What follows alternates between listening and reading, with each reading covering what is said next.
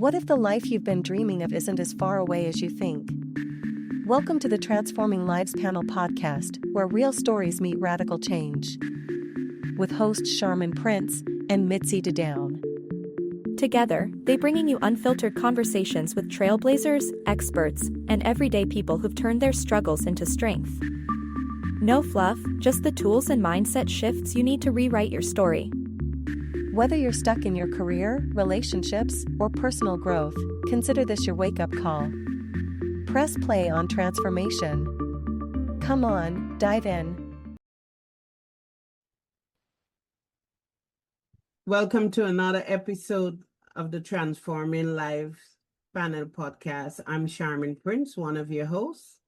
And I'm Mitzi DeDoon, your other host. And before I introduce you to our guests, just join me in a brief breathing exercise so that we can be centered and grounded. Join me in taking a deep breath in and out. In and out. Take a deep breath in. And on the exhale, let go of everything that did not serve you today. Take another deep breath in.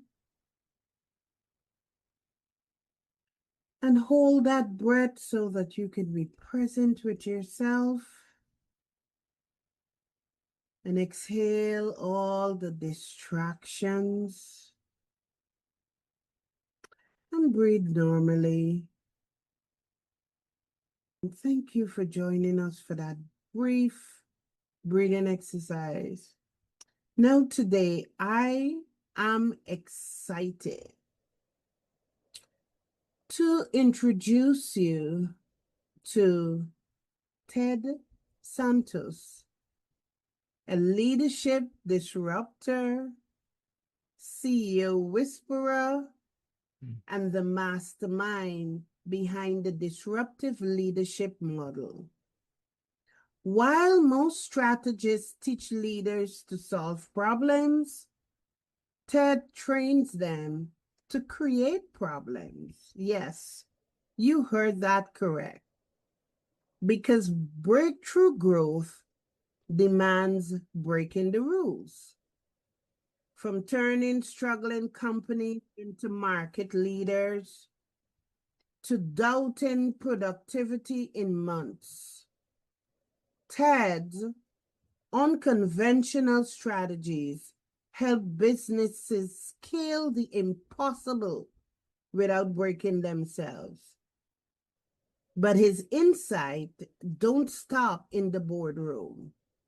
His groundbreaking book, Here's Why You Can't Find Love, exposes how broken relationships drain U.S. businesses of $300 billion a year and gives leaders the tools to fix the hidden leaks sabotaging their success. If you're ready to think bigger, act bolder, and dominate your industry, this conversation will flip your leadership playbook upside down. Ted Santos, welcome to the show.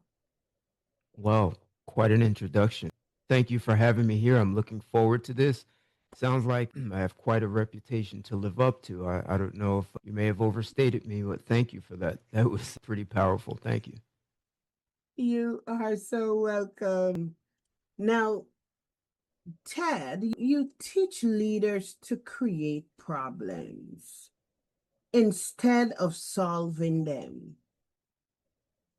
Why is chaos necessary for breakthrough growth? So, what I say to lots of CEOs is if you're not intentionally creating problems, you should be fired or retrained immediately. And I can give lots of examples in our business world and even government. So there are lots of great reasons. There's something called neuroplasticity, which changes and alters your perspectives of the world. So everyone has in our brains like pathways, roadways of neural pathways, they call them, and that carries all your knowledge, experience, and information.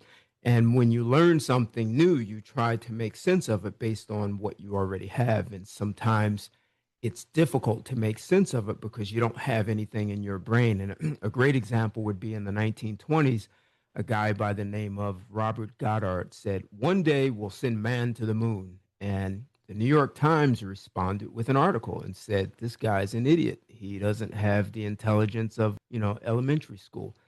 And in 1969, they had to write another article to apologize. That's a great example of someone talks about a possibility that sounds impossible to our current neural pathways as a humanity, as a civilization. And neuroplasticity means you can grow new neural pathways that give you new pathways. So from the 1920s to the 1960s, society had to grow new neural pathways to understand what Goddard was talking about in the 1920s. And this happens over and over. It's happening even now. You mentioned my book about relationships. It surely happens there, and it happens in business. There are these possibilities that seem impossible or illogical, and history's full of it. Copernicus said, the earth is not the center of the universe. Well, he paid a heavy price for saying that because Europe could not see that possibility. And even though he gave them mathematical equations and coordinates, it just didn't make sense. So what disruption does, it helps grow those new neural pathways. It disrupts the patterns that you already have. It disrupts the way you already see the world, and it helps to create new possibilities. So when I work with corporations, with executives, I don't come in and say, let's just jump to your breakthrough initiative, because a lot of times they may have it in the back of their mind, except they think it's not the right time. The economy's not right. I don't have the financing. My people are not ready.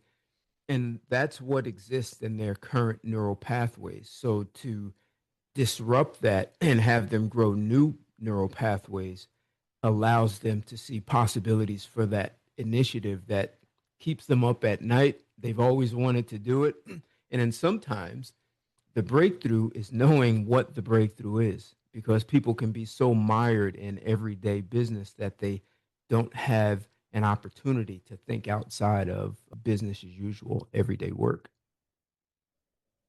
Thank you for that. How difficult it is to help a leader reframe their thinking from the norm to the new norm. Oh, you're asking me how difficult is it to do that? Mhm. When you're working with people who are already Ivy League educated and, smart people, right? Sometimes high IQs, and they know a lot already. The way I work with people is what you only exist in conversations. So having conversations that disrupt what you already know and have you rethink. One of the challenges, and when I say this to people up front, is there's a big distinction between thinking and having thoughts. People think it's a matter of semantics. So having thoughts, you could say, if we go back to your neural pathways, that's what's already there. Having thoughts, it's what you already know. You've read it, you've heard it, you've encountered it, you've engaged it in some way, and you know about it. Even if, let's say, you do not speak Mandarin, but you know it exists, and you can go somewhere and learn Mandarin if you wanted to. So those are all thoughts that you can have about the world. You don't speak Mandarin, yet you can have thoughts and conversations about Mandarin. You know it's spoken in China, but to think that which you have never thought, that means you're going into uncertainty. And our education system is not really good at teaching people on how to navigate uncertainty.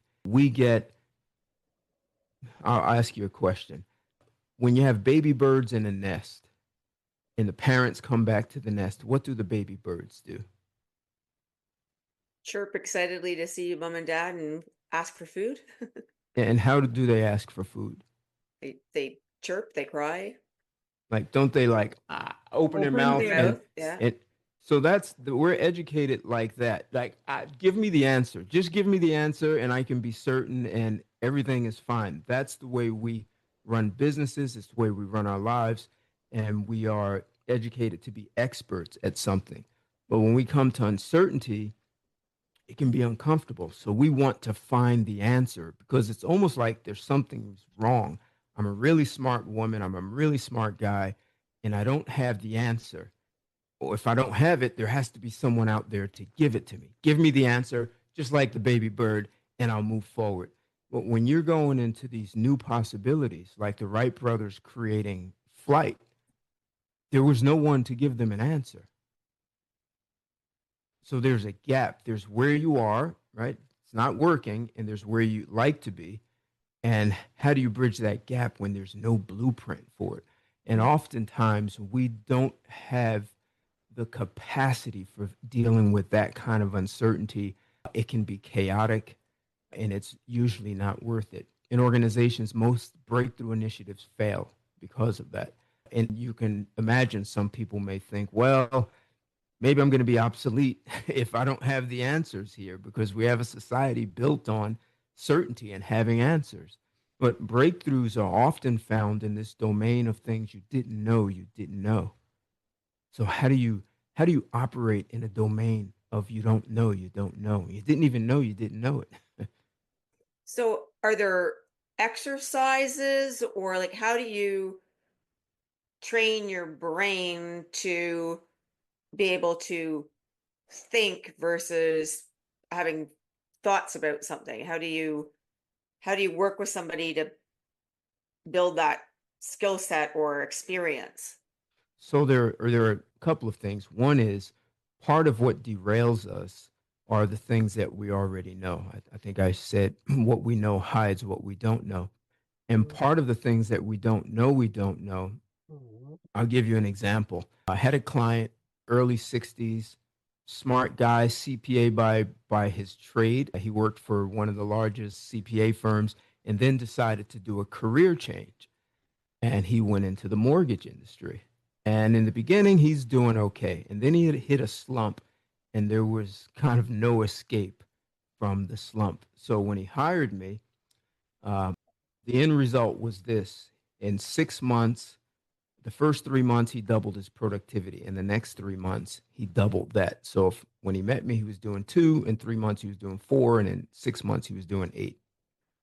This was a guy who knew how to break the ice with people. He was a master icebreaker. You meet him, like, no one could not like this guy. And he was able to get investors to the table, people he called heavy hitters. And he knew how to break the ice. Everyone laughed. They're ready to do business. And he'd talk a little business. Then he'd start making another joke and another joke and another joke. Everyone wanted to have a beer with him, but no one wanted to do a deal with him. So these guys would leave the table not doing a deal. What he and I discovered is that when he was 13, he was in a car with guys older. These guys were 16, 17, 18. And one of the guys looked at him and said, "Hey, what's this guy doing here with us? Like, he's little, he's young." And he made a joke. Everyone laughed. And they put their arm around him and said, "Oh, you're cool." So he was allowed to hang. So when he failed to be, in his mind, he failed to be good enough, he failed to belong to that group of guys, the way he survived and was successful was to make a joke. So here he is in his early 60s, and that way of being is still running his life, except he doesn't know it. He doesn't know that when you put him in a room with people and he's not sure he belongs, the way he survives is to be the icebreaker, to make jokes. So that was running his life. And that's an example of one of those things people don't know they don't know. So that's part of it. Another part is to actually walk people through conversations where you can't just come up with an answer the way you always do.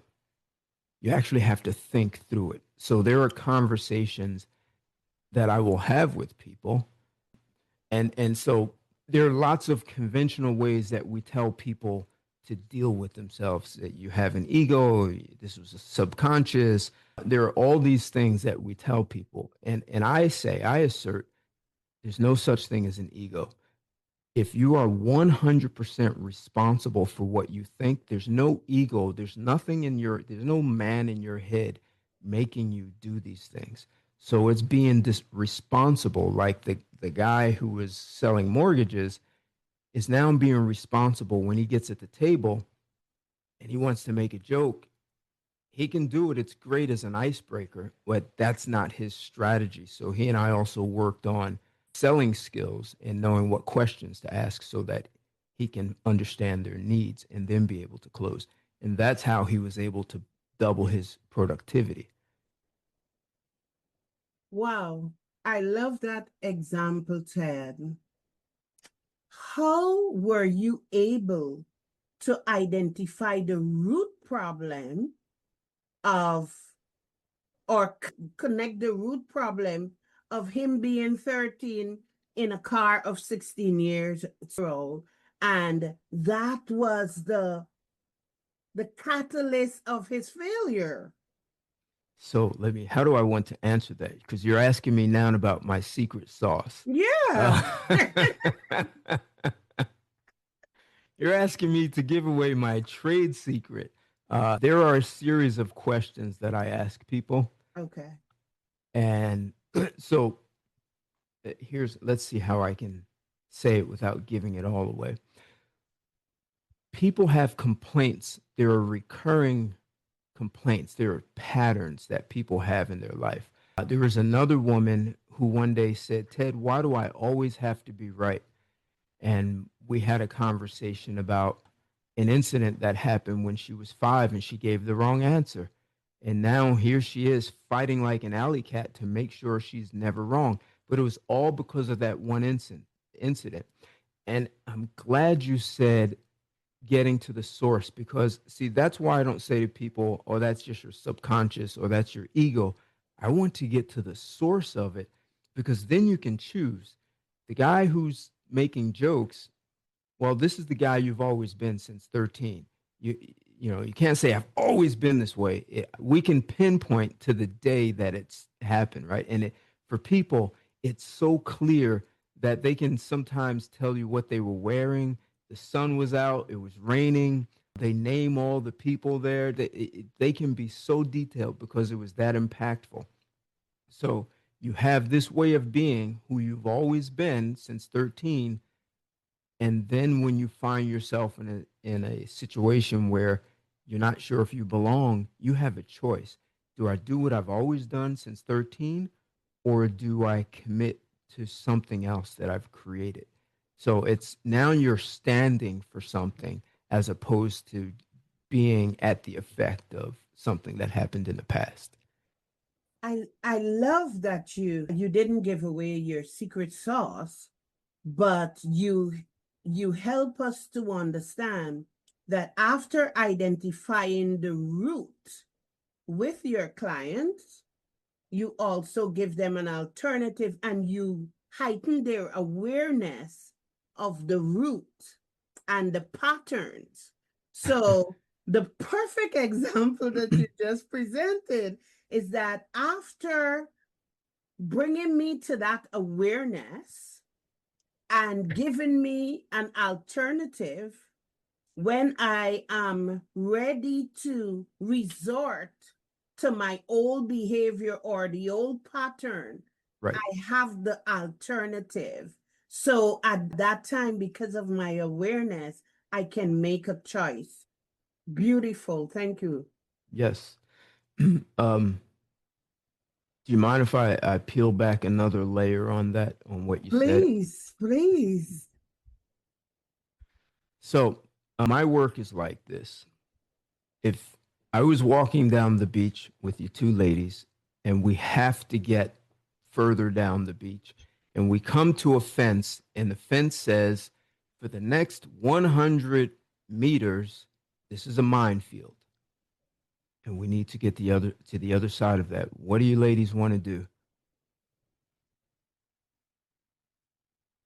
Oh, that's a question. I want to continue. And you're going to walk through the minefield. Yeah. And you know what happens when you step on a mine. Yeah. So, Okay. So yeah. you're gone. So Yeah, I'm a bit more on the cautious side. I want to figure out if there's a way I can find out where the landmines are, so I know where not to step, so that I can get across without killing myself, or see if okay. there's another way to get to the other side, because the Yeah, minefield can't go on forever. but there's no other way. That's it. We have no other way to get. There's no way around it. There's no back door to the right or left. I mean, you could always get a helicopter and avoid it, right? So, but we don't have a helicopter. I can phone for one. So, so once we come to that sign, are we now aware that this is a minefield? Yeah. Okay. And how much will awareness help us? Well, it might have saved our life, because if we had stepped in the minefield without knowing it was there, we would have just stepped on it and blown up. Right. Right. But how does it help us get to the other side? It helps us to create a plan, And or what's the a plan? strategy. What's the plan to get there? We have to get to the other side, and it's a minefield. It's deadly. Yeah. But in minefields, there's always a pattern. So it's about taking a risk. We have to get to the other side. So we will strategize on how I'd to get gather there. maybe some rocks and throw them and see if it exploded. And then if it didn't explode that spot, walk to that spot, and then like figure out a way to test the path before I actually went there. Yeah, yeah. And you'd have to have some pretty big rocks to make it go, explode, right? So that's a lot of So work. how would you do it? Since we haven't been able to figure it out yet, how would we do this? I mean, do you have to think about this, or are you just having thoughts? Hmm. I'm asking a question. We're not Yeah. done, but we're having a conversation right now. But Yeah. did you have to think about that, or are you just having thoughts? I have to think about that. I think both, because we're definitely having thoughts from experiences that we had or Oh, have heard about and what we know about, but we're right. trying to think of new things out of the box. So I think we're doing both. Okay. All right. Right. I assume neither of you have walked across a minefield. Otherwise, you would have had a different answer. So, so, and I do know someone who drove a Humvee over a mine and it broke his back. So he told his crew to get out. He knew he had hit one, and he told them, and that was in a Humvee. So he survived. But anyway, so if I tell you that I have thousands of hours in training to have distinctions, because when you train, you actually can distinguish, you can look at the land, and there's a pattern for where the mines are. So not only can I distinguish where the mines are, I can carefully dig them up, dismantle them, and I'm going to ask you to follow my footsteps. Are you going to follow me? Yeah, if you know what you're doing and you say you're educated, and I'll let you go first. Yeah, yeah. And I'll say, look, I can see 3 mines right there, and I'm going to go directly to them, dig them up, and say, stay in my footsteps, and we're going to make it to the other side, because I have distinctions from mines in the minefield. Yeah. That's the work that I do. So I'm making a distinction right now. So being aware that it's a mine, we just went through the exercise. It doesn't get us to the other side. And we still have to create strategies and throw rocks, and we call helicopters. We still have to do all that. But because I have distinctions for minds in the mind field, I can get us to the other side. So when I work with people, that gentleman who was 13 and made a joke, he now has a distinction for what occurred and that has him react. So it's almost like something happens, it triggers, poof, and now he's making joke after joke after joke. So that's like the mind in his mind that he doesn't have any control. He has nothing to do with it. It runs his life. So being aware that when I was 13, I was in a car and okay, but now he has it as a distinction and we reverse engineered so he can unlearn that and then have a choice. So do I want to keep being that guy? Now we're not making it wrong because it's a great way to be when you meet people, and especially in business, people you don't know, and he's a great icebreaker. So he still has that as kind of a superpower, but he's not stuck with it.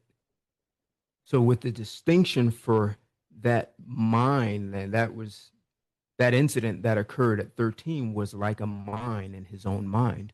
And when certain things happen, it triggers and he gets stuck there. He couldn't get to the other side of why he was initially sitting at the table with those investors.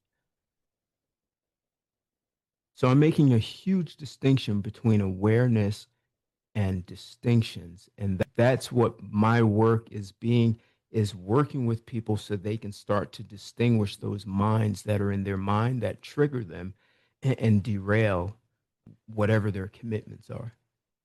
And this crosses over into intimate relationship. It's in business. It doesn't matter. They're both involving people. Thank you so much for joining us today, Ted. Oh, no, it's been my pleasure. And you ladies ask some really good questions. I don't think I've ever had anyone dig as deep. I've never had to say I won't give away my secret sauce. So no one's dug that deep with me. So thank you for inviting me. And I would look forward to coming back.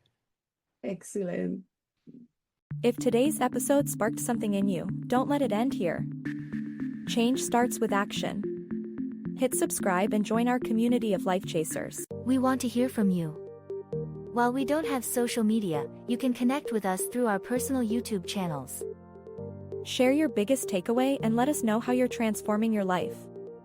Remember, your next level life begins the moment you decide to claim it. Until next time, keep transforming.